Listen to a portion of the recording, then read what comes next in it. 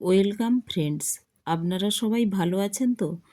আজ আমি আপনাদের জন্য বানিয়েছি কাঁচকলার কোপ্তা কারি। কীভাবে বাড়িতে বসে সহজেই বানানো যায় রেসিপিটি দেখে নিন। তার জন্য আমার লাগছে কাঁচকলা।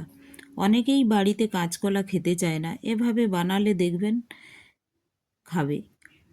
তো এখন কাঁচকলাগুলো আমি বয়েল করে নেব। তার জন্য কুকারের মধ্যে আমি জলে হলুদ লবণ দিয়ে দিলাম এবং কাঁচকলাগুলো ওর মধ্যে দিয়ে দিলাম। কাঁচকলাগুলো বয়েল হওয়ার জন্য আমি কুকারে দিয়ে এটা গ্যাসের ওভেনে একটা সিটি দিয়ে সেদ্ধ করে নেব। এবং এখন আমার কাঁচকলাগুলো বয়েল করে নিয়েছি। এগুলো আমি গরম অবস্থায় এইভাবে ছাড়িয়ে নেব এবং গরম অবস্থায় যদি আমি মাখি তাহলে এটা ভালোভাবে মাখা হয়ে যায়। এইভাবে সবগুলো ছাড়িয়ে নিলাম। এখন আমি মাখার জন্য এতে দিয়ে দেব স্বাদ মতো লবণ, আর দিয়ে দেব ধনে জিরে পাউডার 1 টিস্পুনই দিলাম, আর দিলাম কুচানো পেঁয়াজ আর লঙ্কা, আরও দিলাম 1 টিস্পুন আদা রসুন পেস্ট। আদা রসুনটা আমি আগে থেকে পেস্ট করে নিয়েছিলাম।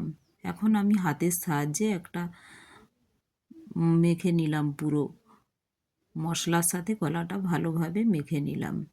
এটা যখন ভালোভাবে মাখা হয়ে যাবে তখন ওর মধ্যে দিয়ে দেব আমি বেসন। পুরোটা আমার মাখা হয়ে গিয়েছে।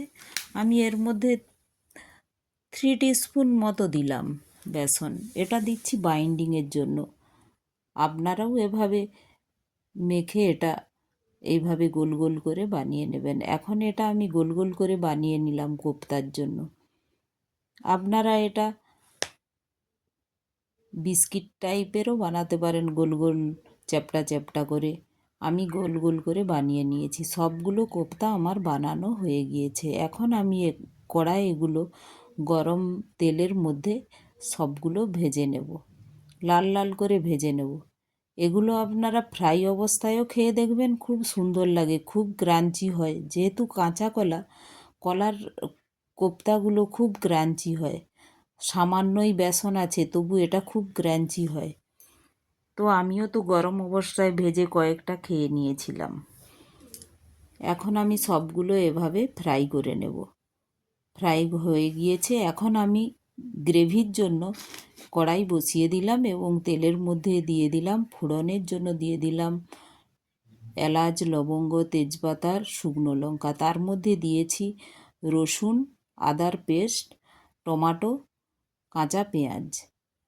আর আমি যে মশলাগুলো মাখানোর জন্য ইউজ করেছি, গ্রেভির জন্য সেম মশলা ইউজ করেছি। এখন এর মধ্যে দিয়ে দিলাম লবণ, হলুদ আর জিরে ধনে পাউডার দিয়ে আমি মশলাটা কষতে থাকব। এইভাবে কষা হয়ে গেলে যখন দেখব আমার মশলা থেকে তেল বেরিয়ে গিয়েছে, তখন আমি ওর মধ্যে দিয়ে দেব জল। আমি জলটা হালকা গরম করে নিয়েছি। আপনারা এটা নর্মাল টেম্পারেচারের জলেও ইউজ করতে পারেন। দেখুন আমি জলটা ঢেলে দিলাম। এখন এই জলটা ঢালার পরে দেখব যখন মশলাটা ফুটে ফুটে উঠেছে, তখন ওর মধ্যে দিয়ে দেব আমার ভেজে রাখা কোপ্তাগুলো। দেখুন কোপ্তাগুলো আমি এখন দিয়ে দিচ্ছি। আমার বয়েল হয়ে গিয়েছে জলটা, এখন এর মধ্যে দিয়ে দিলাম। এবং কোপ্তার বানানোর যে গ্রেভি, ওটা আপনারা একটু পাতলাই করবেন, কারণ কোপ্তাগুলো অনেকটাই জল শুষে নেয়। তাই কোপ্তা কারিটা অনেকটাই কমে আসে এবং ঘন হয়ে যায়। এখন দেখুন 5 মিনিট পরে গ্রেভি থেকে তেল বেরিয়ে উঠে এসেছে। তো এখন আমি গ্যাসটা অফ করে দেব। এটা আমার বানানো হয়ে গেছে। কিছুক্ষণ এটা ঢেকে রেখে দেবো, 5 মিনিটের মতো ঢেকে রেখে দেবো। 5 মিনিট পরে এলাম, দেখুন কতটা শুকিয়ে গেছে আমার গ্রেভি। তো এইভাবে আপনারা একবার বানিয়ে নেবেন এবং একটা লাইক ও সাবস্ক্রাইবও করে দেবেন।